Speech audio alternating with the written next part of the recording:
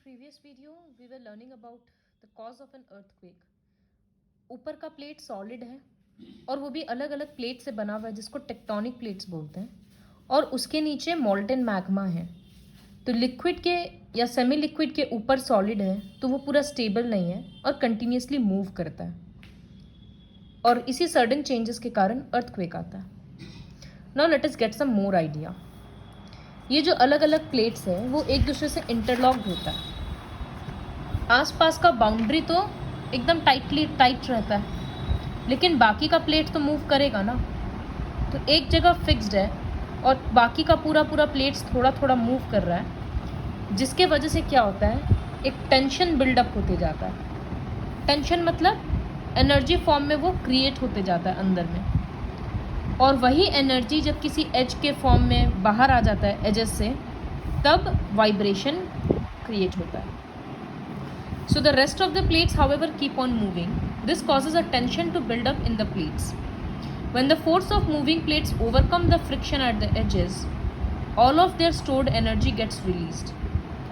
जितना बाउंड्री में फ्रिक्शन के कारण रुकावट नहीं था, उतना बाकी जगह में एनर्जी आ गया, जिसके वजह से बाकी का प्लेट्स फिर शेक करने लगता है, वो एनर्जी रिलीज होने लगता है, उसके वजह से वाइब्रेशन होता है।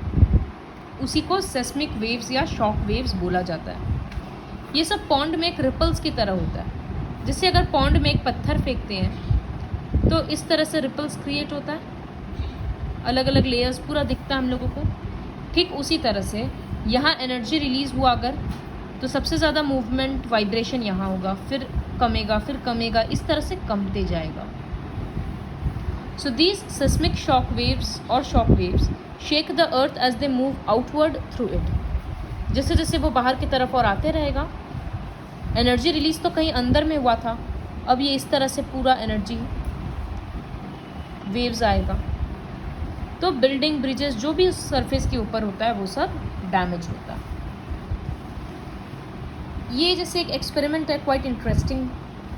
पानी बॉईल कर रहे हैं और ऊपर में ग्रेन्स रखा हुआ है, तो इस बॉईल होकर जो वेपर्स निकल रहा है, इसमें एनर्जी है, जिसके वजह से ऊपर का प्लेट हिल रहा है और उसके ऊपर का ग्रेन्स हिल रहा है। तो कहने को तो सिर्फ वेपर्स है, गैसियस स्टेट है, क्या एनर्जी होगा, लेकिन उसमें इतना एनर्जी है कि वो एक स्टिल के प्लेट को हिला दे और उसके ऊपर रखा हुआ, इस वजह से ग्रेन्स हिल रहा है। ठीक ऐसा ही होता है अर्थक्वेक में। जब अंदर का एनर्जी रिलीज होता है तो ऊपर का प्लेट्स शेक होता है, तो प्लेट्स के ऊपर जो भी स्ट्रक्चर है वो पूरा वाइब्रेट होने लगता है, जो वीक रहता है उसमें से वो टूट के गिर जाता है। अब हम लोग कुछ नया टर्म्स के बारे में पढ़ेंगे। The first term is focus. So जहाँ पर एनर्जी रिलीज होता है उस पॉइंट को फोकस बोला जाता है। फोटो से क्लियरली दिख रहा है। तो जब एनर्जी रिलीज होता है वो तो अर्थ सरफेस के अंदर होता है, इस तरह से। तो अर्थ के सरफेस में ठीक फोकस के ऊपर जो पॉइंट होता है उसको एपिसेंटर बोलते हैं। Since the focus is often deep below the surface of the earth, उसको मैप किया नहीं जा सकता, उसको लोकेट नहीं किया जा सकता है, तो ठीक फोकस के ऊपर के पॉइंट को एपिसेंटर बोलते हैं। तो बोल दिया जाता है, न्यूज़ में आता है, this was the epicentre of the earthquake, मतलब अर्थक्वेक वहाँ से ओरिजिनेट हुआ। मैक्सिमम डैमेज कहाँ होगा? एपिसेंटर के आसपास के रीजन में, क्योंकि जैसे जैसे यहाँ से दूर जाते जाएंगे अर्थक्वेक का इंटेंसिटी तो कम होते जाएगा। प्रेडिक्टिंग एन अर्थक्वेक, हम लोगों को पता है, अब समझ आ गया कि अर्थक्वेक क्यों होता है, लेकिन इसको प्रेडिक्ट कर पाना नेक्स्ट टू इम्पॉसिबल काम है। बहुत सारा अटेम्प्ट्स किया गया अर्थक्वेक प्रेडिक्ट करने का, लेकिन वो नहीं हो सकता। जियोलॉजिस्ट्स बहुत सारा इंस्ट्रूमेंट्स यूज़ करते हैं, जिससे एक इंस्ट्रूमेंट है सिस्मोमीटर, ये पता करने के लिए कि जो ये वेव्स आ रही, जो वाइब्रेशंस है, उसका सोर्स क्या है। They are also investigating other potential clues like tilting और bulging of buildings and changes in the earth's magnetic field. Earth के मैग्नेटिक फील्ड में चेंजेस, इनफैक्ट एनिमल्स का बिहेवियर में चेंजेस, बिल्डिंग का टेढ़ा हो जाना, या इस तरह से स्ट्रक्चर्स को स्टडी किया जाता है और बिहेवियर्स को स्टडी किया जाता है, जिससे अर्थक्वेक प्रेडिक्ट हो पाए, लेकिन वो बहुत ही डिफ़िकल्ट टास्क है। लोकल लोग जनरली एनिमल्स के बिहेवियर को प्रेडिक्ट करते हैं। जैसे जब पॉन्ड में फिशेस एगिटेट होने लगती है परेशान होने लगती है, या स्काई एकदम साइलेंट हो जाता है, या स्नेक्स अर्थ सरफेस के बाहर आ जाता है, तो इसका मतलब अर्थक्वेक आने वाला है। विलेज पीपल जनरली ये सब चीज़ को स्टडी करते हैं, देखते हैं। तो सिस्मोमीटर यूज़ किया जाता था एपिसेंटर को पहचानने के लिए। अब अर्थक्वेक को मेजर करने के लिए एक डिफरेंट स्केल है जिसको बोला जाता है Richter scale. This is pronounce as Richter, not Richter. तो the Richter scale, named after doctor Charles F Richter, is a scale most often used for measuring the strength of an earthquake. Earthquake कितना ज़्यादा आया वो major करने के लिए इसका use होता है। ये स्केल का दो फीचर है। First, this scale is not a simple linear scale. क्यों लीनियर स्केल नहीं है? जिसे 2.5 से 3.5 हुआ तो कितना बड़ा मैग्नीट्यूड? 1 यूनिट, लेकिन इसका मतलब है इसका असर 10 गुना है। फिर 2 से 4.5, 2 यूनिट बढ़ा तो इसका मतलब इसका इफेक्ट 100 गुना है। तो वो एक सिंपल स्केल नहीं है कि सबके बीच का डिस्टेंस इक्वल होगा। ये एक कॉम्प्लिकेटेड स्केल है थोड़ा सा, जिसमें पावर वाइज, जिससे अगर 2 यूनिट्स बढ़ता है तो इसका मतलब 10 to the power 2, 3 यूनिट्स बढ़ेगा तो 10 to the power 3 मतलब 1000। इस स्केल से अर्थक्वेक इंक्रीज होते जाता है। तो जितना ज़्यादा हाई मैग्नीट्यूड उतना ज़्यादा डिस्ट्रक्टिव। ये टेबल लर्न करना बहुत इंपॉर्टेंट है कि जब 2.5 का अर्थक्वेक है तो वो ज़्यादातर फील भी नहीं होगा।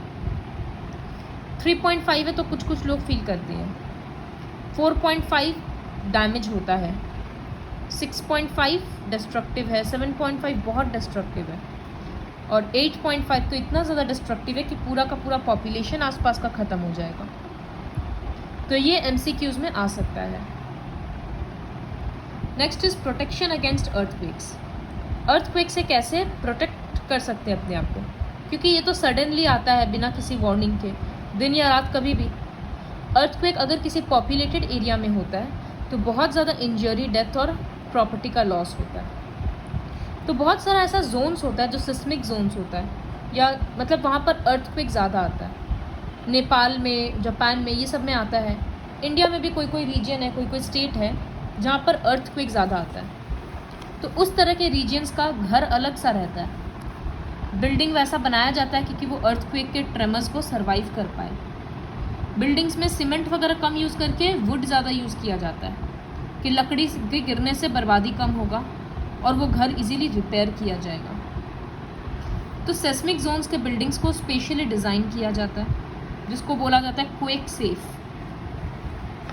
फिर कभी कभी अर्थक्वेक के कारण फायर, आग वगैरह भी लग सकता है, ज़्यादातर ऊंचा ऊंचा बिल्डिंग में।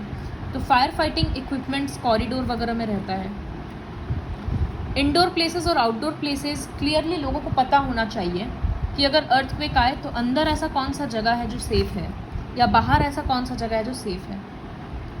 हमेशा एक एग्ज़िट प्लान रेडी होना चाहिए और एक एग्ज़िट का रास्ता होना चाहिए। और डिज़ास्टर मैनेजमेंट सप्लाईज जैसे flash light, first aid box, ये सब ईजीली अवेलेबल होना चाहिए। Safety precautions during earthquake. Earthquake जब आ रहा है और अगर कोई इंसान बिल्डिंग के अंदर है तब वो क्या करेगा? किसी भारी चीज़ के अंदर उसको छुप जाना चाहिए, टेबल वगैरह किसी भी चीज़ के अंदर, ताकि कोई भी सामान गिरे तो उससे उसको चोट ना लगे। कोई भी टॉल या हैवी ऑब्जेक्ट से दूर रहना चाहिए, जैसे फ़ैन वगैरह से दूर रहना चाहिए। Do not get up if you are in a bed, protect your head with pillows. Head हम लोगों का बहुत डेलिकेट होता है, तो अगर बेड में है तो पिलोज से हेड को प्रोटेक्ट कर लेना चाहिए। Stay indoor until shaking stops and it is safe to move outside. ज़्यादातर इंजरीज कब होता है? जब बिल्डिंग के अंदर जब अर्थक्वेक आ रहा है और बिल्डिंग के अंदर से लोग बाहर निकलने का कोशिश कर रहे हैं, वो सब ज़्यादा डेंजरस होता है। सब लोग रोड में आकर खड़ा हो जाता है, बट वो डेंजरस है। For a person caught up in the open. अब कोई इंसान अगर अर्थक्वेक में बाहर है घर के, तो एक क्लियर स्पॉट में जाना चाहिए उसको, जहाँ आसपास बिल्डिंग या ट्रीज, ब्रिजेस कुछ नहीं हो, ताकि गिरने का चांस ना हो। और do not come out of if sitting in a vehicle.